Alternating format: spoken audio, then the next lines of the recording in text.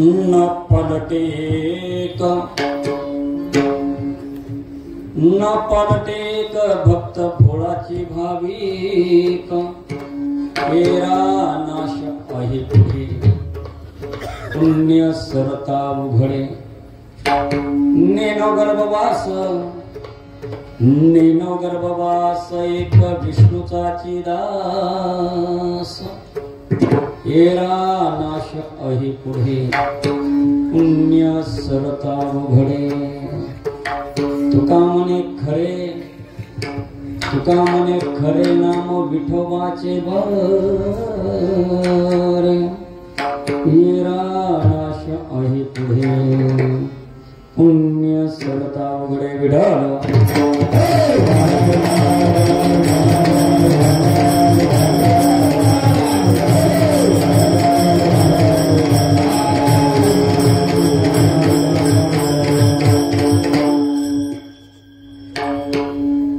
सगळ्यांनी हात जोडायचं, असं पालथं नाही जोडायचं. हे बघा असे काही ना प्रार्थना करायची झाली तर अशी करायची का, काहींचा हात असं खाली जातात, अंगठ्याला अंगठा लावायचा. सकाळी ह्या कातड्याला ज्या रामाने उठवलं तो जीवात्मा इथं आहे. ह्या जीवात्म्याच्या शक्तीला त्या परमात्म्याची शक्ती घासल्यामुळं आम्ही उठलो इंगळे बाबा आज. म्हणून हृदयारविंद इथं आणि इथं आणि डोळे झाकायचे. इतरत्र असणाऱ्या योनीमध्ये जन्म न देता मनुष्य असणाऱ्या योनीमध्ये येऊन बुद्धीची देवता ह्या ठिकाणी अधिष्ठान त्या गणरायाचं आहे. म्हणून त्याची असणारी प्रार्थना करायची. वक्रतुंड महाकाय एकचा स्वर आहे. सूर्यकोटी समप्रभ निर्विघ्नं कुरु मे देवो सर्वकार्येषु सर्वदा.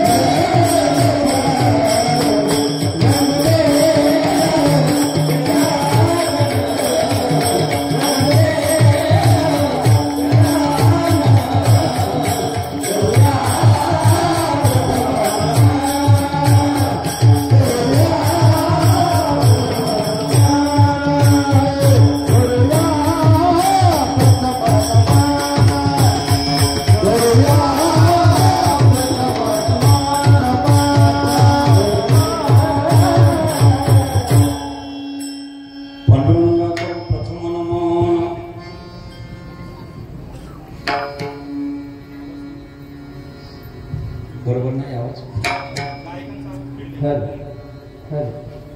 रिटर्नला फीडबॅक द्या. गायक वृंदांचा माझा येतोय ना, हा द्या जरा करा, गोड करा त्यांचा आवाज. पांडुरंगा करो प्रथम नमन, दुसरे चरण संतांचे त्यांच्या कृपादानी कथेचा विस्तार. बाबाजी सद्गुरु दास तुका अलंकापुरी रम्ये सिंहासनस्थं पदं भोजते स्फुर्दी प्रदेश.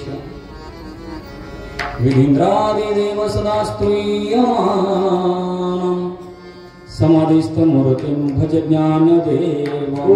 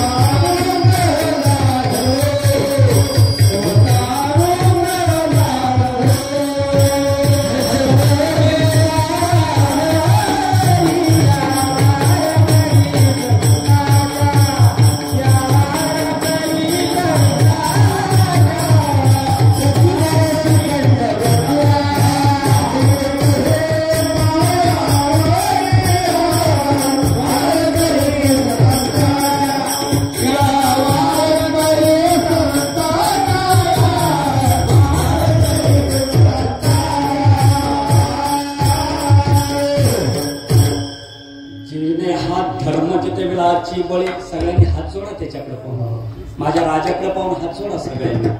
दिसतो ना राजा इथे, आणि तिथला राजा इथं बसवा. जेने हात धर्म जितविलाची बळी तो संभाजी जाणन बाळी का हो तरला जयाची कुळी. तया छत्रपतीच्या चरण कमळी साष्टांग नमन करीत धर्माचे पालन करून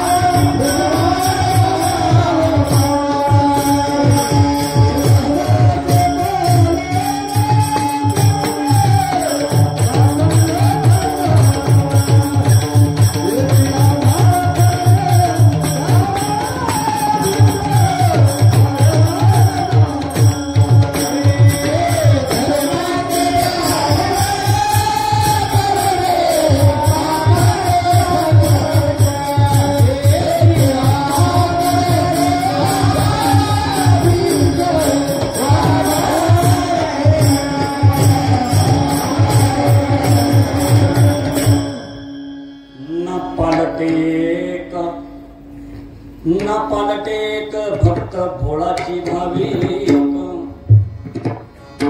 एरा नाश आहे पुढे पुण्य सरता उघडे. भक्ती ज्ञान वैराग्य ओतपुरून ज्यांच्या अंतरंगामध्ये काया वाचा मने तद्रूप अवस्था निर्माण झाली,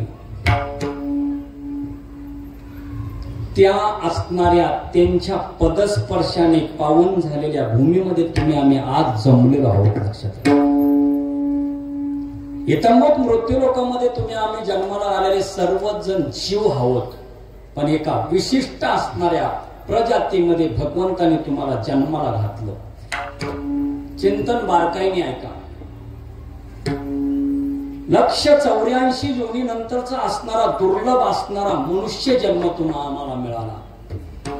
किती झाडाझुडपात तुम्ही आम्ही अडकलो असर, किती पाण्यातल्या प्राण्यांमध्ये अडकलो असर, उडणाऱ्या प्राण्यांमध्ये अडकलेलो असर, पशु मध्ये अडकलेलो असर, पण हा असणारा जन्म हा फार दुर्लभ आहे. तो त्यांना मिळाला. मला सुद्धा माणसाचा जन्म मिळाला. माझ्या समोर सुद्धा माणसंच बसलेली. खात्री करून घ्या चिमटा घेऊन.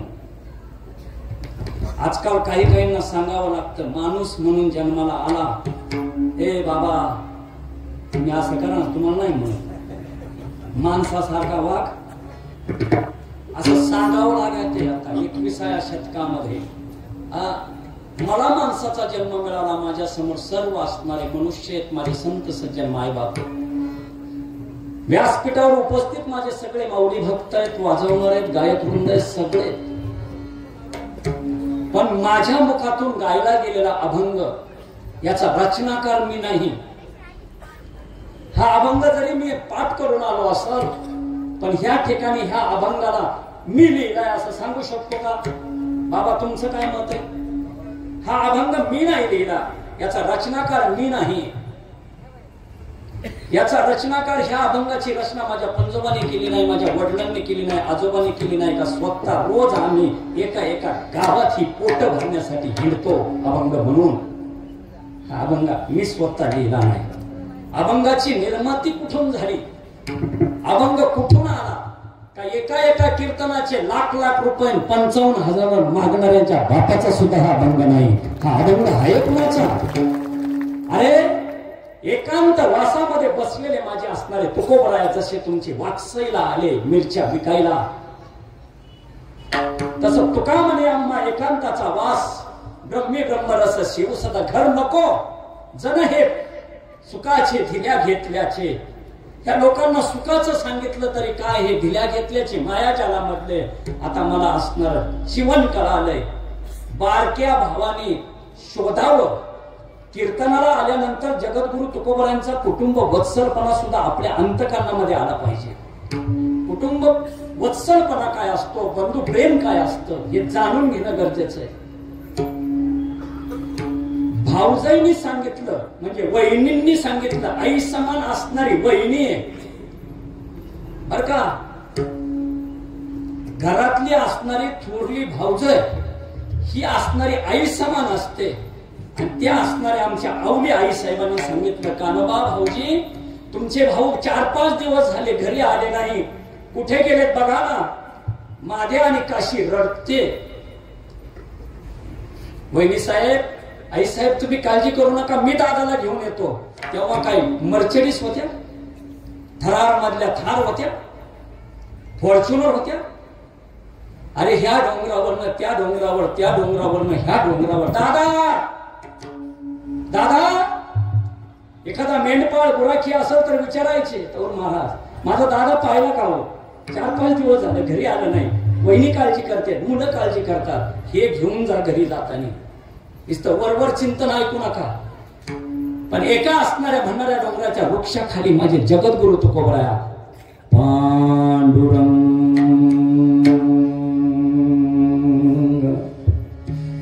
हा सूर दोन्ही झाडा झुडपातून दगडातून वेणीतून सगळीकडे असणारा इकोसिस्टीम सारखा घुमायचा. कारण कायच तशी झाली होती, वाचाच तशी झाली होती. कानोबाने जावं, दादा हलवावं, दादा घरी चल ना, दादा का बसला इथं? वहिनी वाट पाहते, माधू रडतोय, काशी रडते. आता नाही येऊशी वाटत कान्या, आता नाही येऊशी वाटत तिकडं, पण चला दादा, नाही गेलं तर माझी शपथ आहे, चला. म्हणून मोठ्या भावाला लहान भावाने पुढे काढले. असं चला दादा तुम्ही चला पुढं. इंद्रायणीच्या तीरावरती माझ्या जगद्गुरु तुकोबरायांनी यावं. कान्या बाड घेऊन ये. बाड कळली का? हे जे 7 बारे उतारे ना आपले आता गुंडाळून ठेवलेले, मुलगी हलवा जरा इकडचे. हे एवढ्या ठेवल्यात ना अशा लॉक मध्ये पॉलिशा, सोनं नाणं. बाड घेऊन ये. आता नाही संसाराकडे पाहायचं कान्या. आणि बाड मध्ये ठेवलं. कान्या तुझ्या वाट्याचं घेऊन जा. ही भावाला जमिनी वाटून नाही देते ना, त्यांनी हे घ्यावं तुकोबरायांच्या सप्ताहामध्ये येऊन लक्षात राहू दे. नुसतं वरवर कीर्तन नका ऐकू. आम्ही इथं येऊन फक्त बाहेरचा बाह्य दिखावपणा करू नका, अंतरंगातून कसे. कान्या माझ्यातलं तुला काही न्यायचं असेल तर ने, पण मी आता याला स्पर्श करणार नाही, याच्यावरती शून्यच घालून टाकणार आहे.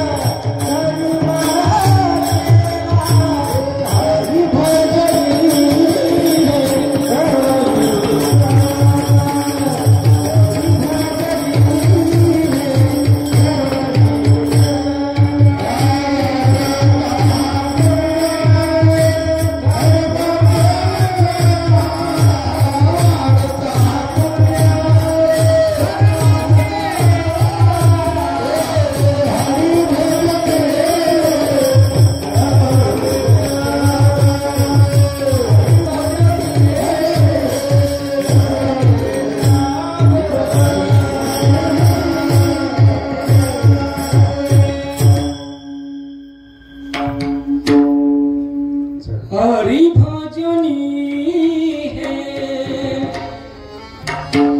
दवडीले जग, हरिभजना ढवळून काढलं हे जग.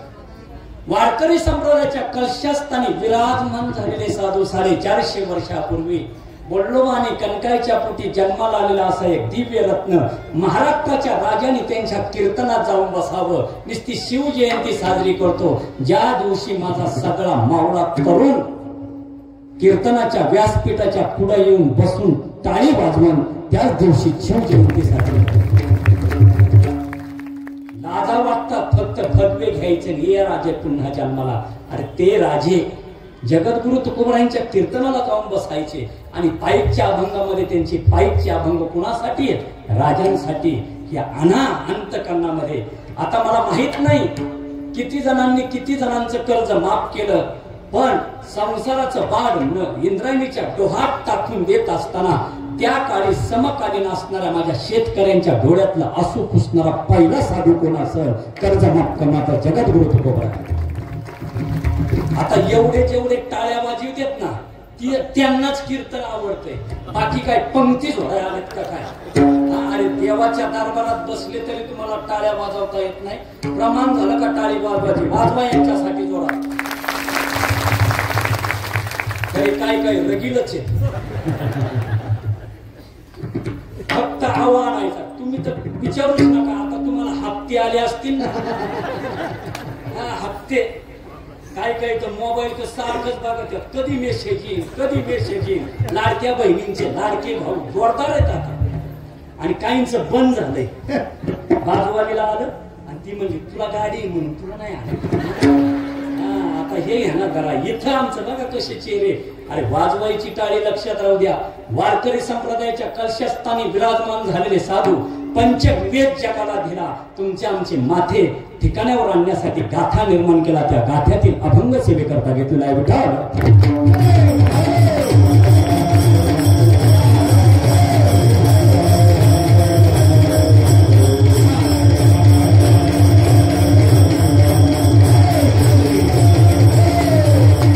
सेवेला प्रारंभ करण्यापूर्वी अल्प असा असणारा परिहार. मौजे सह्याद्रीच्या दरी खुशीत असणार वनराईने नटलेलं हे वाकसई गाव.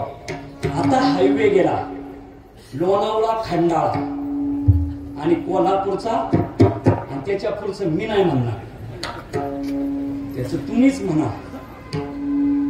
सुंदर असणारे माझे संत सज्जन मायबाप श्री जगद्गुरु संत तुकाराम महाराज पादुका स्थान सेवा ट्रस्ट आयोजित हा भव्य दिव्य असणारा ज्ञान यज्ञ सोहळा 29वे वर्ष, बरोबर आहे ना?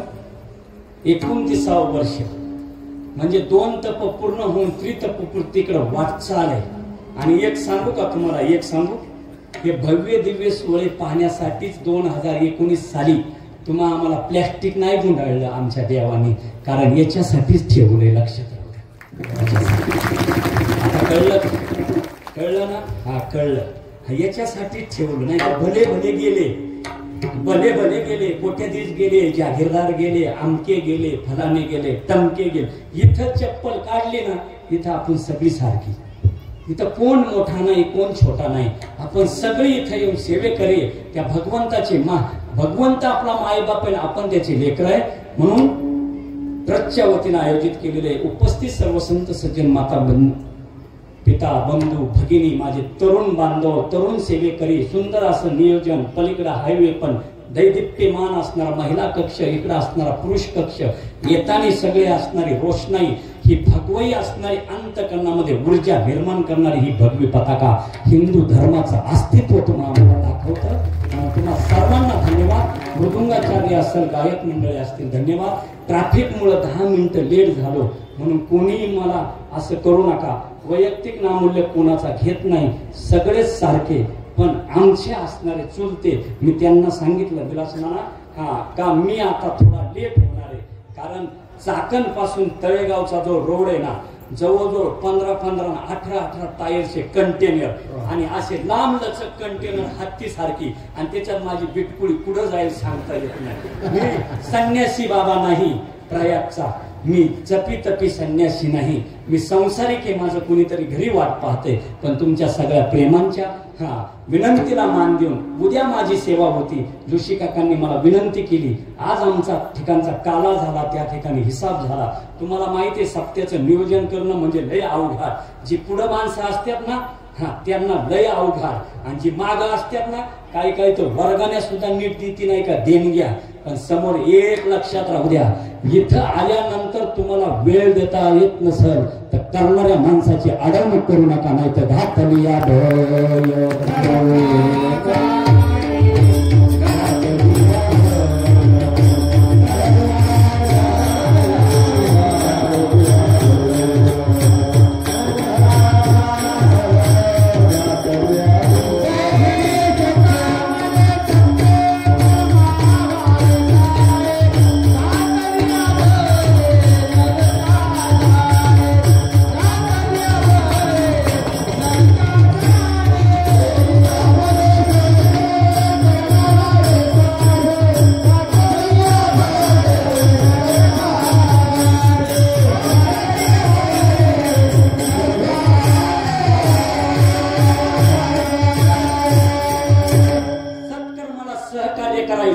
इथं पडलेला कचरा सुद्धा उचलायचा, खाल्लेल्या पंक्तीचा ताट सुद्धा आपण उचलायचं आणि त्या ठिकाणी नियोजित पद्धतीने टाकायचं.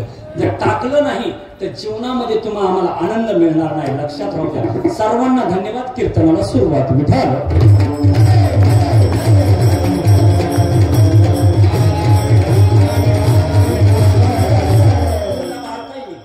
अभंग तुकोबरायांचा आहे.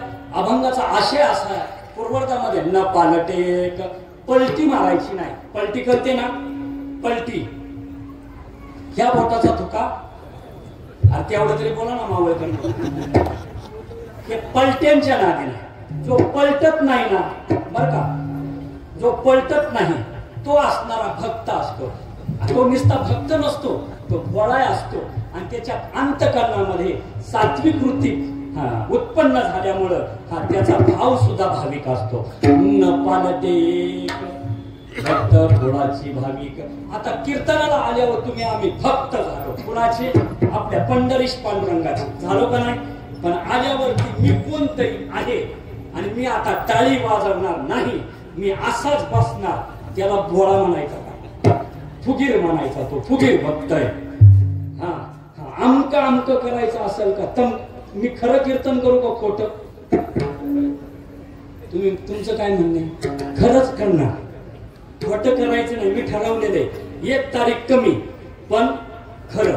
हे असं हाजी हाजी करण्याचं मी त्यातला बोल नाही. मी माझ्या नानाच्या प्रेमामुळे आलो.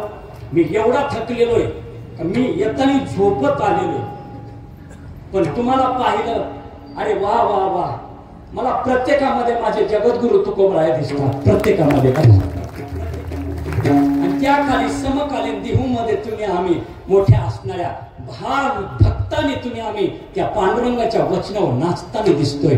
एवढा असणारा सुंदर आहे ह्या ठिकाणी. पहा ना, सगळे सफेद फेट आहेत सगळे. वाटतं का नाही की असं राहावं का बरमुडा घालावा मग देवळात यावं. इथं बोर्ड लावायचा, वाकसाईकरांना विनंती, हिंदू धर्माचं अस्तित्व टिकवण्यासाठी डायरेक्ट निषेध. जो बरमुडा घालून येईल त्याला म्हणायचं निक. अजिबात एवढा यायचं नाही. ज्या दिवशी आमच्या मंदिराची पवित्र पुन्हा जागेवर येईल त्या दिवशी अख्खा भारत हिंदुस्थान झालेला असेल आणि भगवा झालेला असेल.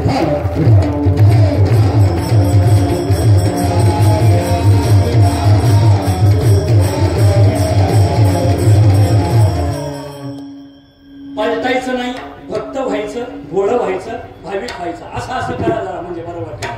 आता पलटी मारायची नाही.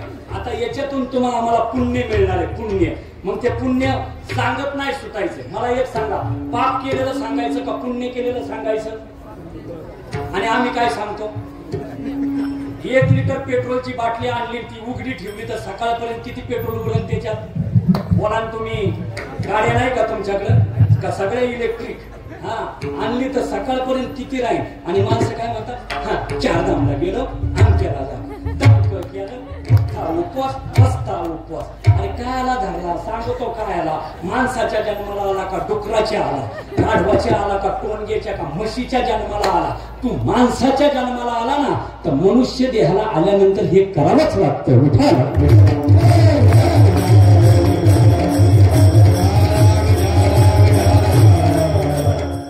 मग हे जर सांगितलं तर येरानाश आहे पुढे पुण्य सरता उघडे. मग ते पुण्य तुमचं संपणार आहे आणि एकदा पुण्य संपलं का पुन्हा जन्माला यावं लागणार आहे. पण जे खरे भक्त असतात, जे खरं पलटीत नाही, त्यांना गर्भवासाच्या यातना भोगाव्या लागत नाही. मेनो गर्भवास एक विष्णूचाची दास. आणि मग काय खरं आहे? सहज एखादा म्हणतो ना मशानात गेलो, काय खरं नाही हो. सकाळी भेटला, चहा प्याला, एकाच कपातलं 2 जागी केलं, गेला देवा काय खरं आहे. मग तेच तुकोबराय सांगतात, तुका म्हणे खरे नाम विठोबाचे बरे. असा अभंगाचा सरळ कीर्तन झालं. कीर्तन वाजवा टाळी. विठ्ठल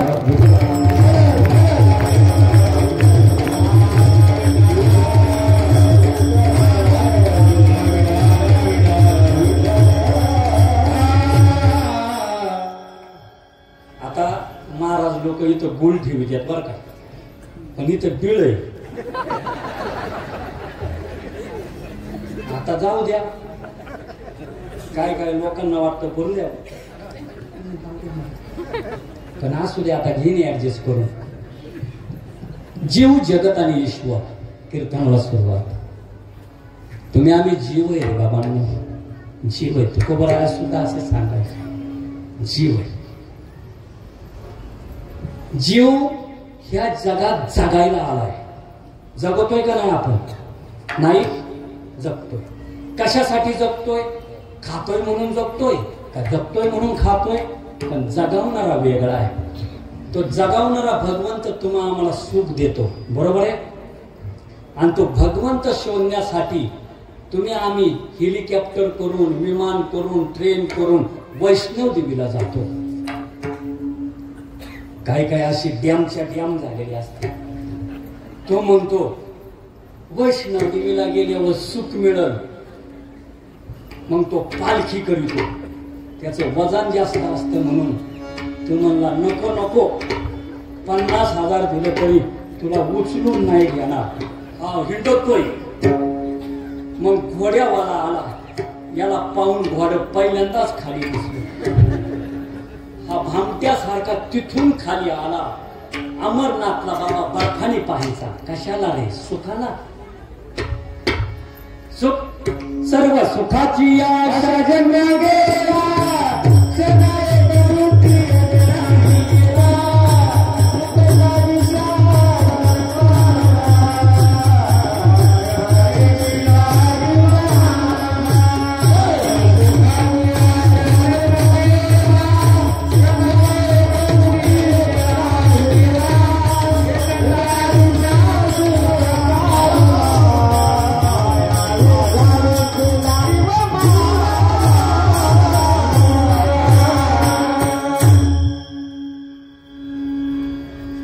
बाबा बर्फानी मिळालं सुख. मिळालं का सुख? तिथून तिरुपतीला आला, टाकला झाला, खिशातलं पैसे तिथं टाकलं. बडवे कोट्याधीश झाले, पुजारी कोट्याधीश झाले, पण याला सुख नाही मिळालं. तिथून आला, कळलं फेब्रुवारी महिन्यात महाशिवरात्री 144 वर्षाचा महाकुंभ आला. बायकोला घेतलं, पोरांना घेतलं, गाडी केली आणि गेला आंघोळीला. पुढं कुंभावर मी सुद्धा जाऊन आलेलो आहे बघा. पण मी बाहेर अभ्यास करायला गेलो होतो आणि तिथं डुबक्या मारतो. त्या होडीत बसणाऱ्यांनी सांगितलं इथं नाही आंघोळ करायची, त्रिवेणी संगमावर होडीत बसा आणि मग तुम्हाला तिथं नेतो. आणि मला सांगा, त्रिवेणी संगमाचं पाणी वेगळं, इथलं पाणी वेगळं आहे का? एवढं तरी कळा नाही का ना? तिथं गेला, नाक दाबून डुबकी मारतोय. झाला निर्मळ, निर्मळ झाला. अरे हा जीव आशेने जगतो सुखाच्या. आज आनंद मिळेल, उद्या समाधान मिळेल, उद्या हा जीव सुख होईल, पण तुम्हाला जगवणारा भगवंत आहे, पण जोपर्यंत जागवणारा भेटत नाही. जग जोगी